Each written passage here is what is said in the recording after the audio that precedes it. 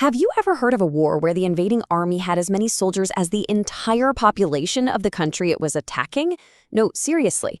That was the shocking reality back in the winter of 1939, when the Soviet Union decided to invade Finland.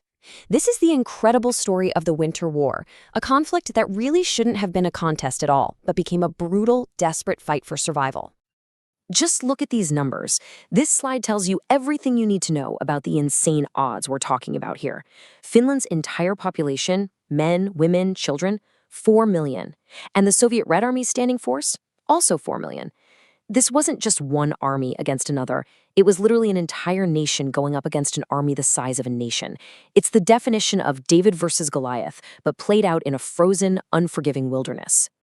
So how did we even get here? Well, you have to rewind to 1939. Europe was just a powder keg waiting to explode. The Soviet Union had this non-aggression pact with Nazi Germany, but its leader, Joseph Stalin, was no fool. He knew that deal wasn't going to last forever.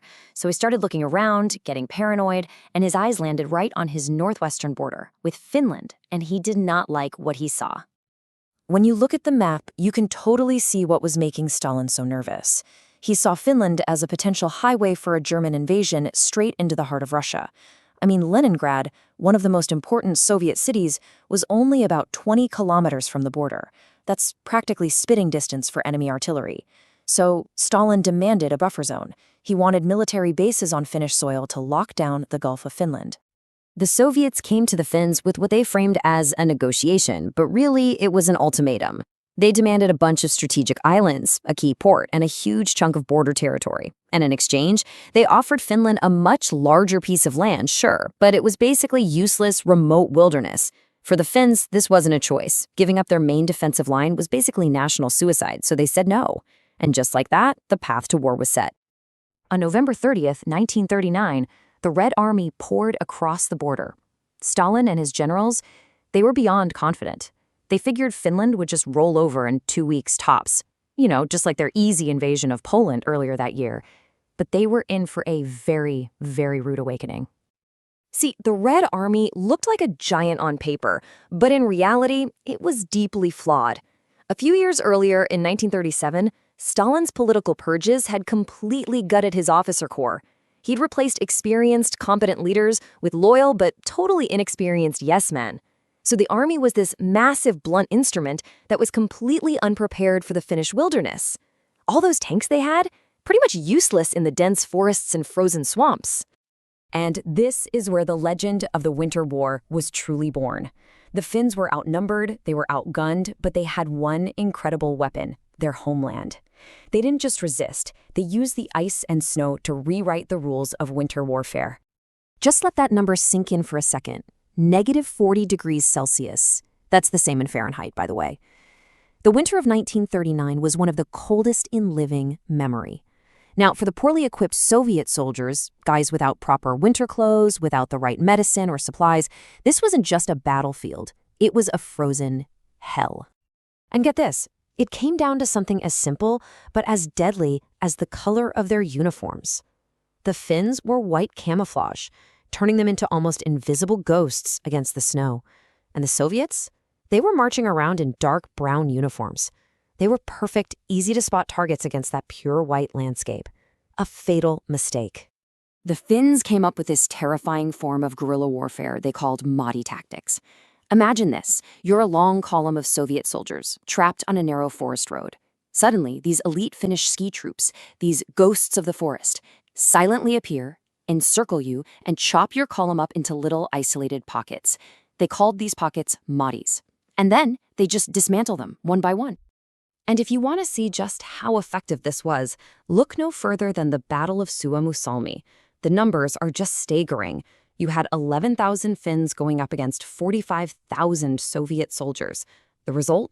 The Finns inflicted over 15,000 casualties, losing only 2,000 of their own men. They completely annihilated 2 entire Soviet divisions. It was an absolute masterclass.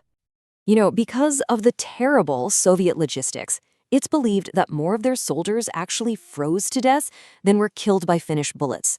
They were trapped, starving, and literally freezing in this hostile wilderness. For the average Red Army soldier on the ground, this campaign was nothing short of a complete and utter nightmare. But here's the brutal reality. Finnish courage and ingenuity could only hold back the Soviet tide for so long. The USSR had a seemingly endless supply of men and machines. Stalin was humiliated, he was enraged, and he was done playing games.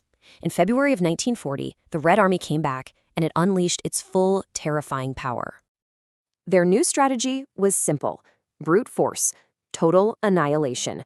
They concentrated massive numbers of troops on a single front and just unleashed a storm of steel, firing hundreds of thousands of artillery shells a day.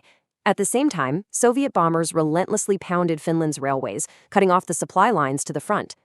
Finland, of course, was desperately looking for outside help. Britain and France actually considered sending troops, but there was a problem. Neutral Norway and Sweden refused to let them pass through their territory, terrified of being dragged into the wider war. So, in the end, Finland was left completely alone to face the Soviet juggernaut. After more than 100 days of just unbelievably brutal fighting, the Finnish defenses finally started to crack under the relentless pressure. On March 12, 1940, a peace treaty was signed. The Winter War was officially over. But its legacy? Well, it was complicated and incredibly costly for both sides. The final price was just horrific. Finland suffered around 80,000 casualties. But the Red Army, the supposed victor, paid an absolutely staggering price, an estimated 350,000 casualties. Think about that. For every one Finnish soldier lost, the Soviets lost nearly 5. It was a victory that bled the Red Army white. And this, right here, is the ultimate takeaway of the Winter War. Yes, Finland lost territory on a map, but they saved their soul. Their ferocious, unbelievable resistance meant that they would not be swallowed whole by the Soviet Empire, which is exactly what happened to the Baltic states. They paid a terrible price for their freedom, but they stayed free.